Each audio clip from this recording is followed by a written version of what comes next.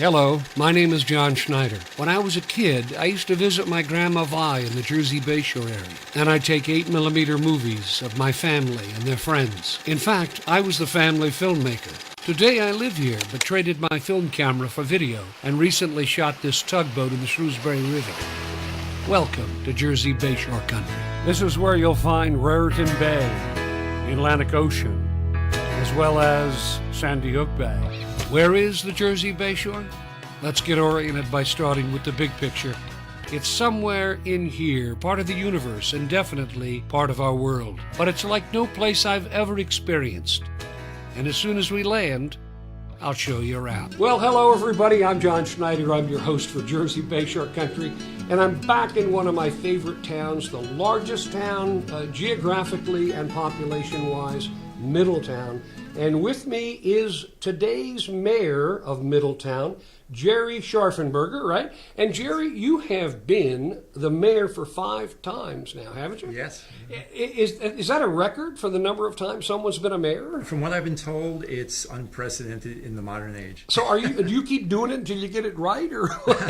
I actually love it, so I'll do it as much as I'm asked to do it. And what do you like about being mayor? I mean, I asked that of all the mayors, and it's interesting. It's unlike anything you do. You really can get a lot accomplished. It's a good feeling. It's very satisfying.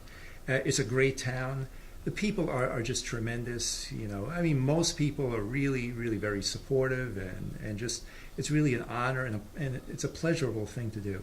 Well, tell me a little bit about, I'm sure we're interested in knowing a little bit about your past. Your past is very different than the elected office that you have. Talk about how you grew up and how you came to be doing this and some of the side trips along the way. Well, it's interesting. My professional background is as an archaeologist.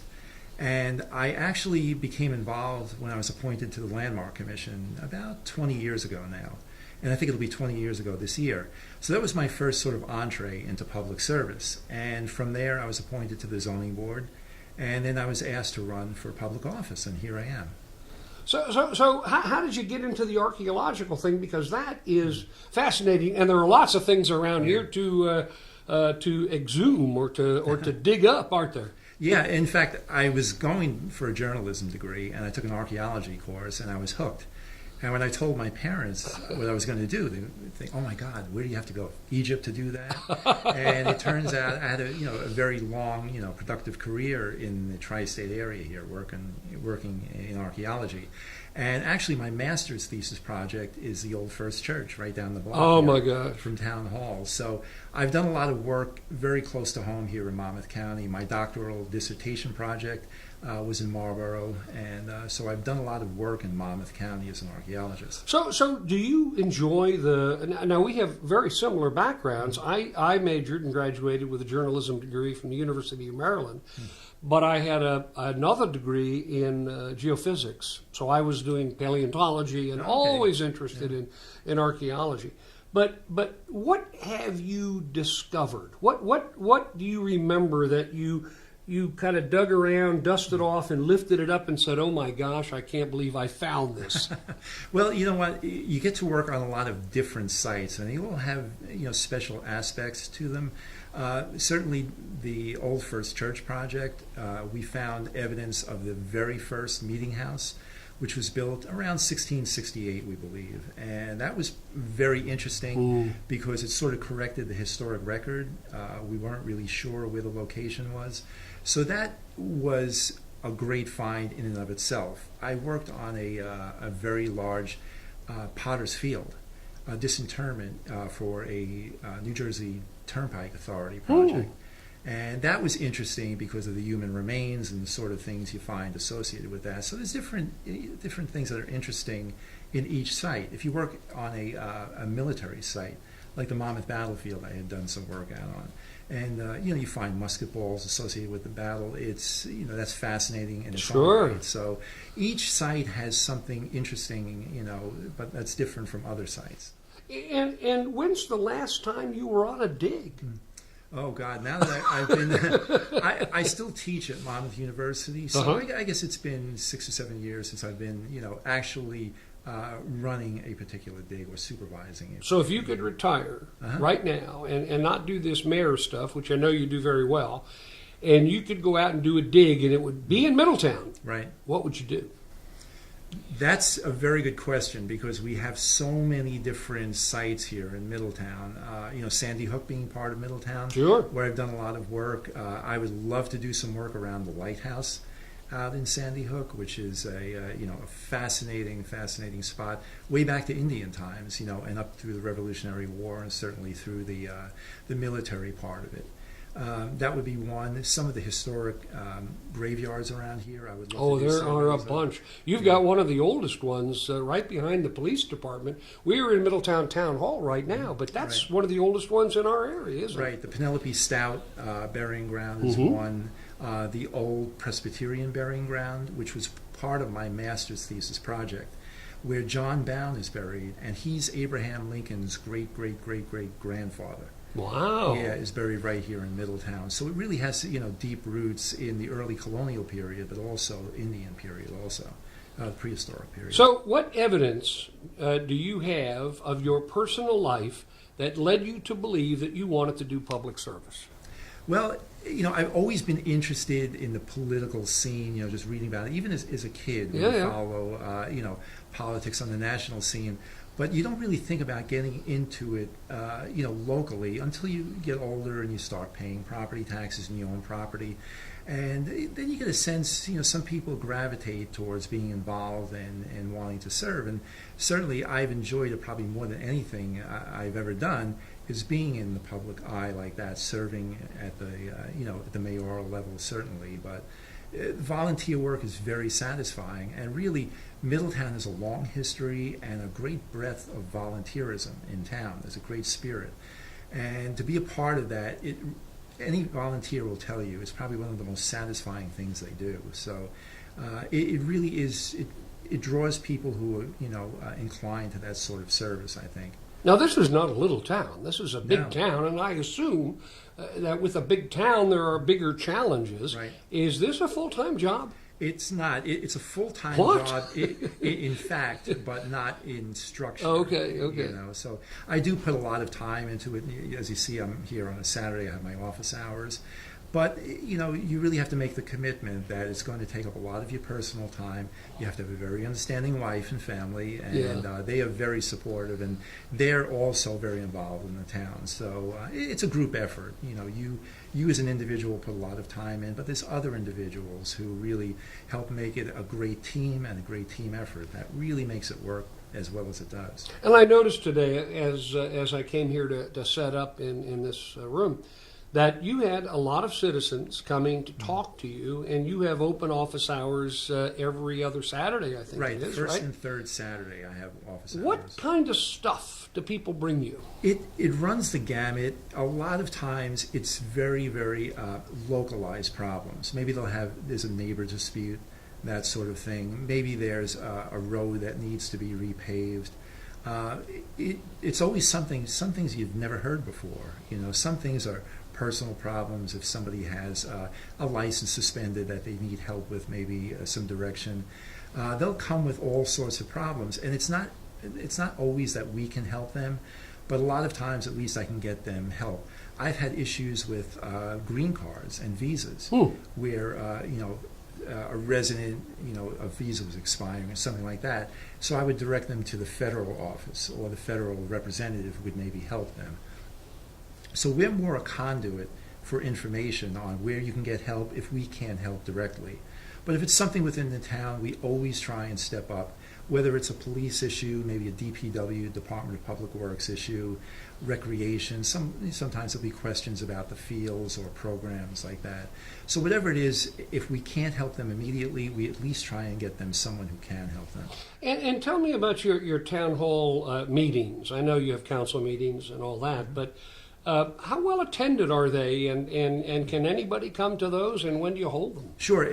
They're the first and third Mondays of every month. The first Monday we have what's called a workshop meeting, which is actually held in this room, in a small conference room. And it's really where we talk about certain initiatives and maybe resolutions or ordinances. That's where the discussion takes place. The regular meeting is where we typically take action, although they're both meetings structured the same way. The purpose is a little bit different. And the regular meeting is held in the courtroom, and that's typically where we'll do proclamations, we'll do swearing in ceremonies and things like that.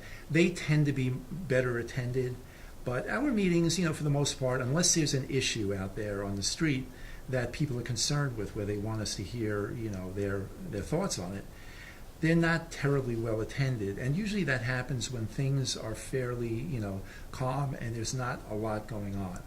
When the room is packed, then there's usually an issue that brings people out. But for the most part, if people are satisfied and there's really nothing that they're concerned about, they're not going to come out to a meeting just to sit there and tell you everything's okay. And that's the reality of it. So we work very hard to be able to address problems before they get to the point where you have to come to a meeting.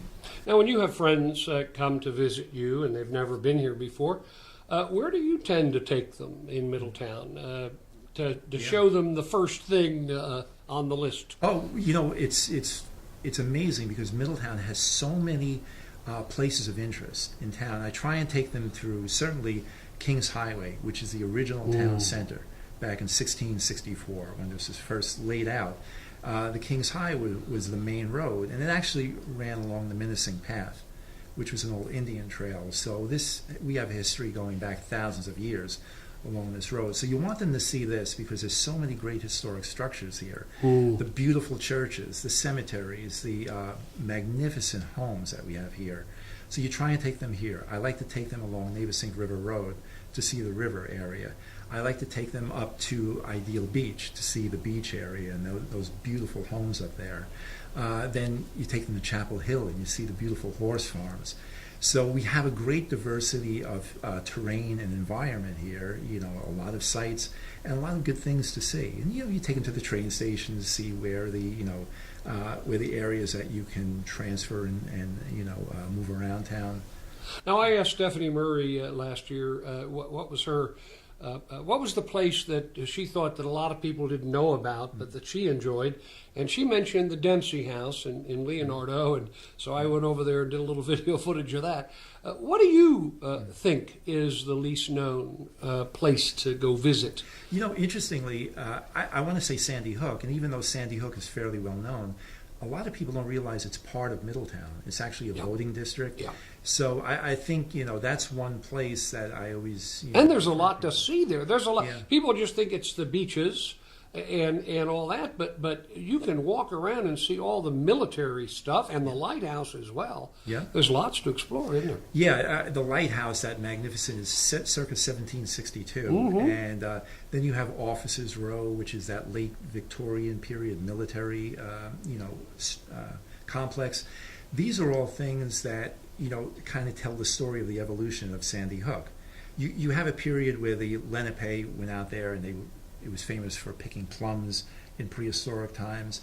Then the early observance of the bay from the area before there was a lighthouse, then the lighthouse, then the military presence up to now. And then the river that used to run right through the spit. I mean, the Navesink used to go right through it. Right. And for many, many years. There's a well-known map that shows, the various evolution of it. Right, I've seen it, yeah. Peninsula to island to peninsula to island. One good nor'easter and you become a nor'easter. Oh, boy, that's for sure. An island. So that's for sure. It's fascinating. It's a little bit more stable now that you have infrastructure sort of holding it. Now, you pronounced two words that I want to make sure that for the record everybody hears this. I've always called the local Native Americans here the Lenni-Lenape, and you call them something. The Lenape. The Lenape. Yeah. Yeah. Is that the correct way to say it? I can't say for sure because I'm sure there's somebody out there who'll say no, he's wrong. But I've been told it's Navesink. Yeah, I know. Now we're talking to the mayor of Middletown now. Navesink is one of the villages, one of the towns of Middletown, and I used to call it Navesink. My family used to call it Navesink, but I talked to the local police and said, how do you pronounce it? They say Navesink, you say Navesink. How do you know it's right? I go by the locals. And if there's a fifth generation person telling you it's pronounced a certain way, and that's the way it's pronounced. Well, I got to tell you though, Highlands is the same way. Some people say Highlands, some people say Highlands, and some people, like my grandma, who used to live there back at the turn of the century, call it the Highlands. The Highlands, right? And I call it Highlands only because we work with the Highlands mayor. Yeah. So he always says Highlands. Now, you have a very large, is it 42 square miles? It's 42.4. Yeah. Yeah. And 67,000 people that Yep. live here. That's a lot of people. And you have an interesting situation here. You have towns and villages. Mm-hmm. Can you name them all? I think so. All right, let's hear it. Okay. Navesink, Chapel Hill, Oak Hill, Port Monmouth, New Monmouth, Lincroft, Village Section, River Plaza, and Lincroft. Belford. I said Lincroft. Oh, you did. How about Locust Point? Belford, Locust Point, Ideal Beach Yeah. / East Keensburg / North Middletown. That's something. But I think I've got. I mean, you used to be called. This used to be Middletown Point, and Matawan used to be part of it. And as I understand it, some historians have told me that Matawan used to be, when it was part of Middletown, used to be the downtown section of Middletown. Right. Do you believe that? Right, and also Atlantic Highlands and Highlands. If you look at a map, it's almost that they were little carve-outs at some point. But there was a time, Middletown was so big. It was one of the 4 original towns, so the expanse was tremendous. A small landowner would own 200 acres. So everything was so spread out in those days. And whether you like it or not, you, for now, although I hear it's going to be moved, you have the evil clown of Middletown. Have you ever in your life seen it turn around? I haven't. You haven't? I've heard that it used to rotate, but I've only seen it stationary. So I hear it's going. It's leaving because something's going on there. Can you talk about that? We know that there's a proposal. It's still going before the planning board. So beyond that, we're not really sure. And you know what? This is part of the process that, these sort of proposals are brought before the various boards. They review them. Sometimes they modify them. Either they minimize it, and try and... But, we'll see. We'll let the process go forward. Okay. We're lucky. We have a very, very diligent planning and zoning board. Planning and zoning boards. Sure. And they do a tremendous job. They follow the law to the letter, but they're very conscious of development and trying to keep development reined in as much as legally possible, and that's always the key. And what's the progress on a large medical facility that's going to be coming in this year, do you think? This year, they're doing great work over there. They're making great progress. Tell us what it is again. It's Sloan Kettering Right. Cancer Center, and they're coming into an old Alcatel-Lucent property.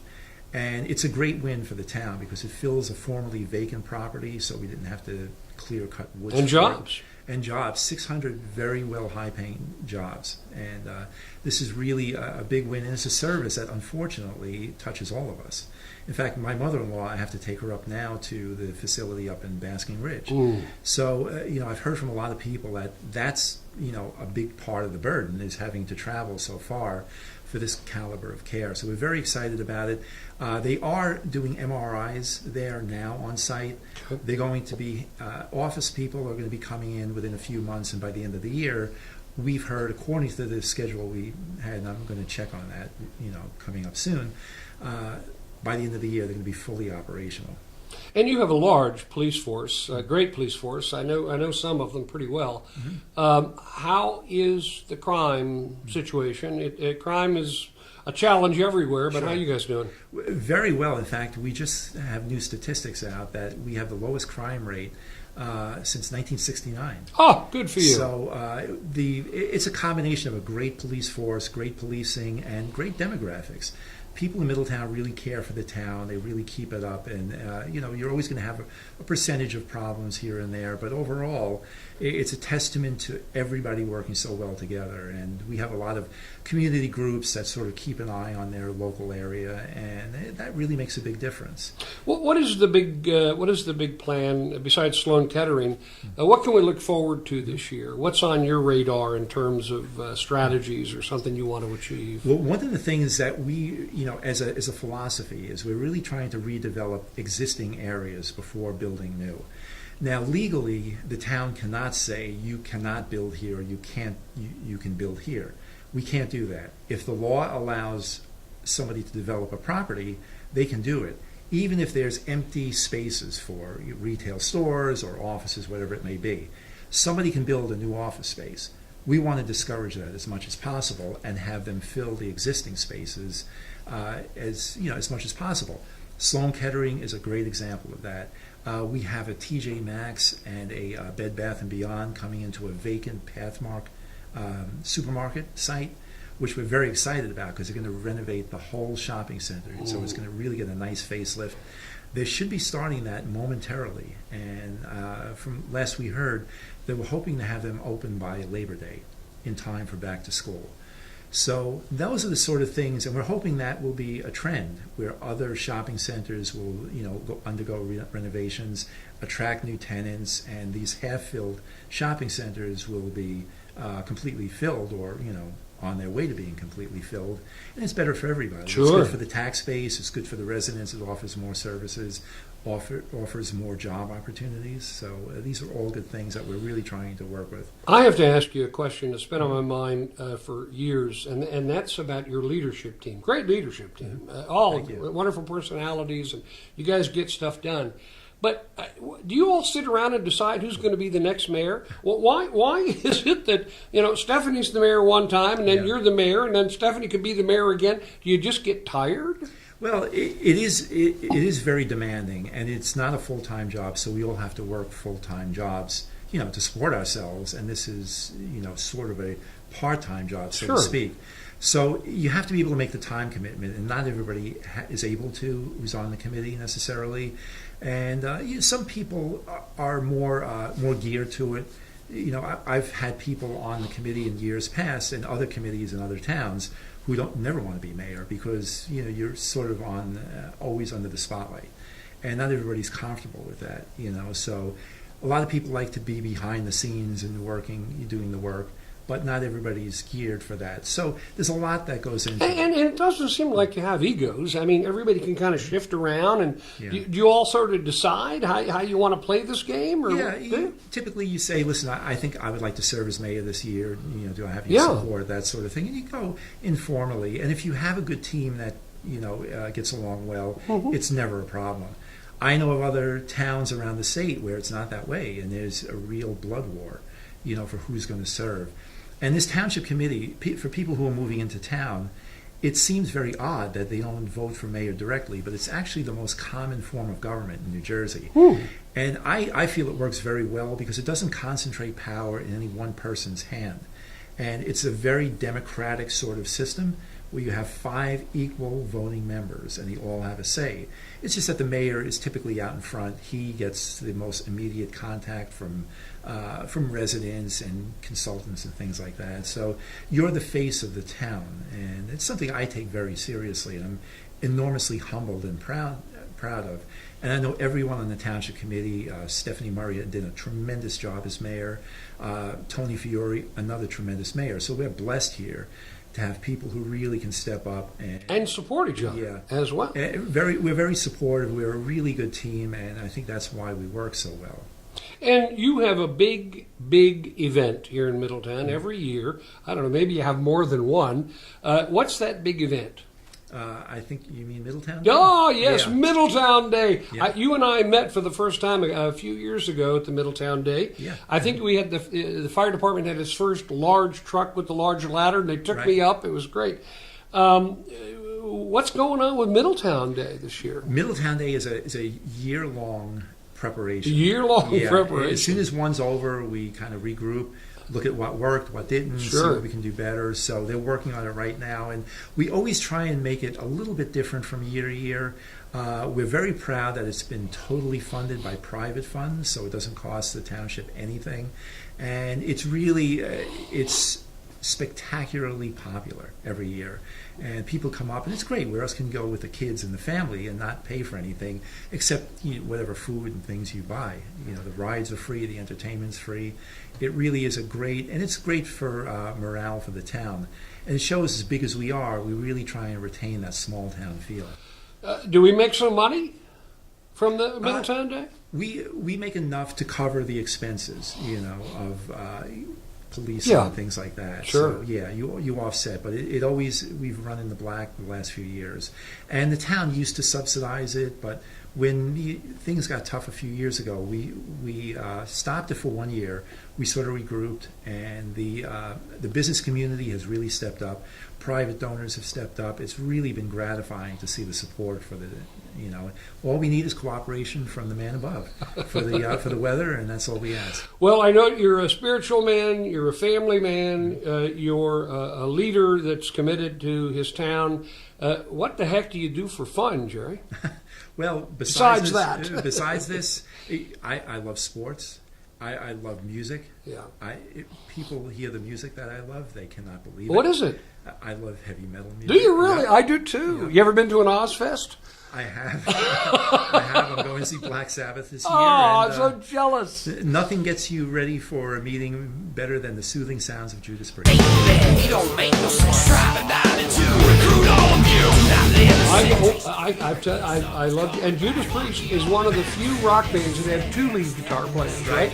Right. I was in the mosh pit at a Black Sabbath concert with my daughter, and they were headbanging, and I had this nightmare that my daughter was going to body surf away. Oh boy, always a potential. I'll have to send you one of my heavy metal songs. I'm a musician as well. Okay. I'm a studio musician for the most part. You just can't make money doing it anymore. So you like to go to concerts and I stuff do. like I that? like to go to concerts. I love to go to sporting events. I can't wait for baseball to start. Yeah. Who are you rooting for?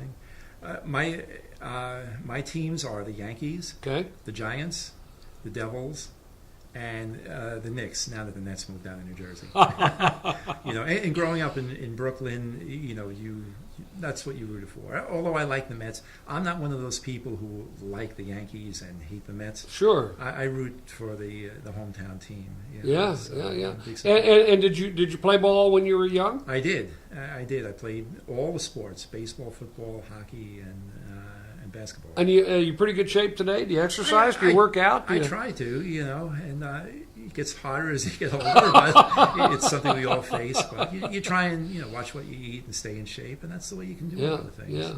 Yeah. And is there anything about this job that is I don't want to say a bad, a negative in any way, but challenging for you? What's the most challenging part of being mayor? Probably, and the most frustrating thing, and I try and tell this to people when they ask that, is that you don't always have the ability to do exactly what you think is right or what you know is right, because you're so constricted by maybe state law, state regulations, or mandates that come down that you may not agree with and you see as counterproductive for your town, but you're powerless to stop. So you try and do as much as you can within the confines of the system. Change the system when you can, be an advocate for voicing what's working and what's not. And that's the way you get things, as much in order as you can. Great. Well, I just enjoy. Is there anything that we didn't talk about? I know you're doing some things for the veterans. Can you take a few minutes to talk about that? And that's something I think the Township Committee is most proud of, that we've been so supportive of the veterans. And we have a long history of supporting the veterans. We were the first municipality in New Jersey to create a Municipal Veterans Affairs Committee. And they've done tremendous work, and they're a great bunch of guys, and they're folks they're all veterans from the VFW, the American Legion in town, both of whom are very active posts. And we were the first, I think one of the first towns in New Jersey to participate in the Adopt a Unit program, where we adopted a unit that was Right. overseas, and we collected about 2 tons. And the of schools supplies. were helpful The in schools, that? the kids were great. They wrote letters. It was really a great thing, and we adopted Charlie Company of the 101st Airborne Division over in Iraq. And we sent them supplies, and believe it or not, over there, they're always looking for the basic supplies that we take for granted, but also to know that they're not forgotten. And for the whole town, we had a big poster at Middletown Day where people signed and sent their good wishes. And it was so heartwarming to the troops over there. And they came back and they gave us a flag that hung over their Nice. post. So, everything we have here, all of the freedoms, all of this bucolic community we have, is due to a veteran.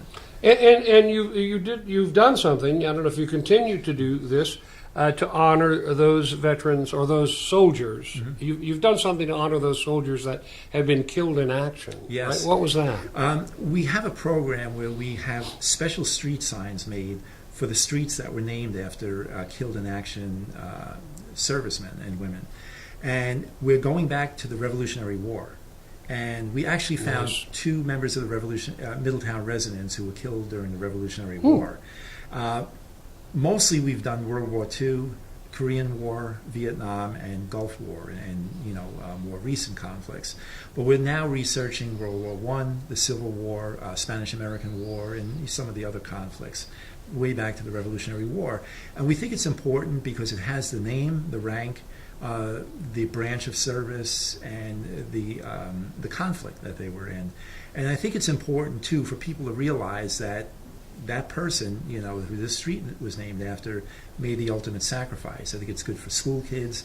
And we have a ceremony and we have a color guard. It really is a great thing. By the time it's all said and done, we're probably going to have 50 or 60 street signs. And they're beautiful. Wow. And they are very, it's heartwarming. It's that constant reminder that everything we have is due to the sacrifice of someone. And you also have, Middletown also has a very stirring, emotionally stirring tribute to the victims of 9/11. Mm-hmm. How many folks did we lose in 9/11? We lost 37, and we lost we have the unenviable distinction of having lost the most per capita of anybody in New Jersey. Oh. And I remember that day, and everybody in town remembers that you saw when the parking lot was empty at night, there were some cars still there, and it's something it's moving, but it's emotional, and for me, it's infuriating. The fact that we even need that, and that we're still, fighting this same sort of evil that took those 37 people who loved life, who loved their community, and just, it doesn't get any easier. And we're about to mark the 15th anniversary, so we're now planning the ceremony, and we're going to make sure that we give it its due. And juxtaposed with that somber park that is so beautiful that you all should visit is the Middletown Arts Center. Mm-hmm. What a wonderful facility. How's everything going there? Absolutely tremendous. I was just up there they had a meeting yesterday, but they also had what they call, a vacation camp when schools are closed. And okay. It's wildly popular, from the youngest tots who take, painting classes and dance classes there, up to seniors who come and take programs where they can learn an instrument. My wife is very involved in the Arts Council. She's the president of the Arts Council. Oh, I didn't know that. Yeah, and she's a ballroom dancer. And so are you a ballroom dancer? I'm only as good as she is. I think we should do a Middletown version of Dancing with the Mayor. Oh, God. I look good when I dance with her because she's fantastic. Is that right? She competes. I'm horrible. Oh, wow. But, she's great, and it's a great program. And as hard as I try, that's the best I can do. You like music. You're dancing with your wife. Are you artistic? Do you play any musical instruments? I can play guitar a little bit. Can you really? Yeah. And what do you don't play heavy metal with your guitar, do you? I have those long. I have a few guitars, but my wife makes me keep the amp. Oh, well, you have to come over to my studio. We'll have to jam out, Mr. Mayor. Yeah, sure. Well, I have enjoyed Middletown. Is such a great place. There's so many different. When you add up all the villages, the historic locations, and the villages, and the small towns. Campbell's Junction, and I don't know if we mentioned that. That's sort of part of Belford, and right. And there's so many places. Whatever you want here, It's kind of a miniature Jersey Bayshore country. You've got the ocean, you've got the history, you've got elevation, you have beauty, you've got nature, you've got bicycle trails, all kinds of stuff, don't you? Absolutely. In fact, we're very diverse, which is a sort of an overused word, but we have the beautiful Monmouth Hills, which is high peak areas. Very historic too. Yes. Then you have 12 miles of shoreline. One of the big projects, and I hope you don't mind me bringing this up, is the Belfort Seaport, or Port of Belfort. Oh, right. We're looking to redevelop an area right near the ferry terminal now, and the county has most. That's of the New York property out Waterways there. ferry terminal. Waterways ferry terminal, and it's got a magnificent view of the city. It's so much potential there, isn't there? Yeah, that is. I mean, you got some restaurants in there, or a boardwalk or something in there, and you've got people coming over from New York to. Yeah. It's fantastic. And it's a landfill. Most of the county is now a landfill. So if you turn that into sort of a mini South Street seaport, and we're working with DOT and to get another access road to keep traffic away from the residential areas.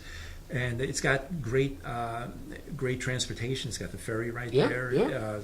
Route 36, the state highway, and it's got one of the Monmouth County Park System beaches right next to Port Monmouth. There, right. It's beautiful. It's got Sandy Hook right there, so it's got a lot of potential. And if you had maybe a Cousteau Center, some restaurants, some shops, you could really make it a showplace to build on the heritage that's there. The Belfort Seafood Co-op. I'm getting excited. You could have a marina there. You could do all kinds of stuff there. It's unlimited what you can do. Absolutely. We work closely with the Belfort Seafood Co-op to build around them. Fabulous. Because it's their heritage. Fishing has been such an important part back to the 17th century when they were harvesting giant oysters out of the bay. So it's a magnificent area historically, but also environmentally. And so do you have to get investors enthused about an idea like this? Is that what you have to do? Yeah, eventually you would have to have a request for proposal to go out and see, what options are out there, and then the town would decide. Let's you and I do it. I can put up $100. Oh, gee.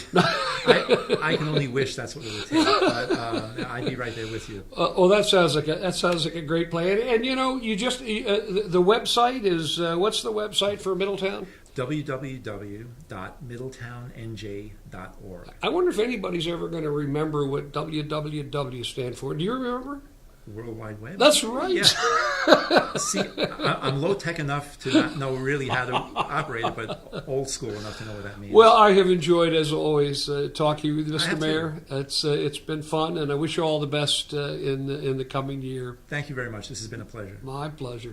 Anyway, that does it for this program. I want to thank everybody for watching, and thank Jerry Scharfenberger, the Mayor of Middletown. And I hope that when you're out there in Middletown or any other place in the Jersey Bayshore, if you see me running around with a video camera or a drone or I'm in a boat, you'll wave or you'll tap me on the shoulder and say hello, introduce yourself, because, folks, nothing is more important than meeting you. Bye-bye, everybody. This summer, create your own adventure at the New Jersey Bayshore, where the sun always rises and sets on the water. Enjoy more than 30 miles of sandy beaches, at the ocean, along the rivers, or on the Raritan Bay. Almost every water sport can be found at the Bayshore, from boating to fishing to swimming to beachcombing. Whether you drive, take the train, or hop aboard a convenient ferry from New York City, the Jersey Bayshore is right in your own backyard. Enjoy the scenery, history, and local attractions, such as Sandy Hook, the historic Twin Lights, or hike through the hills of Highlands. But don't forget to try one of our waterfront dining experiences before you leave. Your adventure is waiting to be discovered at the Jersey Bayshore. Visit us at jerseybayshore.com.